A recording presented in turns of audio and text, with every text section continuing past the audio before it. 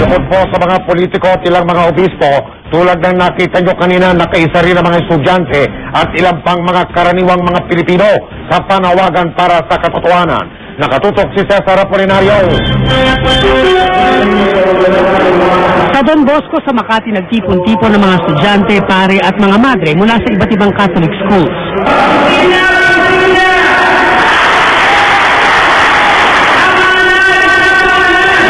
Nagsagawa muna ng briefing. Nilinaw na sa ngayon, hindi ang pagbaba sa pwesto ni Pangulong Arroyo ang hiling nila. Ayaw rin daw nilang may mga politikong magsalita sa rally. Bago magmarcha papuntang Ayala, naghanda na ang mga estudyante. Si Bianca, kahit may kapansanan, handang makipagsiksikan at sumali sa marcha para raw sa katotohanan.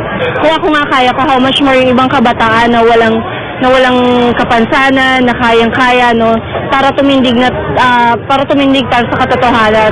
Nakiisa pa sa kanilang marcha si Bishop Teodoro Bacani kasama ang daan-daang madre. Nagkakaiba yan, pero sa ngayon, ang tinututukan namin ay ang katotohanan, ang accountability at ang pagbabago. Sa harap ng Manila Peninsula, sinalubong sila ng iba pang grupo, kabilang ang Gabriela.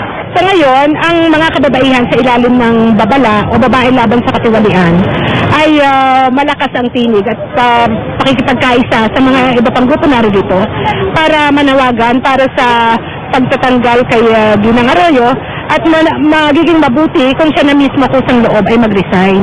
Saka sila nagmarcha papuntang Ninoy Aquino Monument sa Ayala Avenue. Nakasama nila rito ang iba't ibang militante, negosyante at iba pang sektor.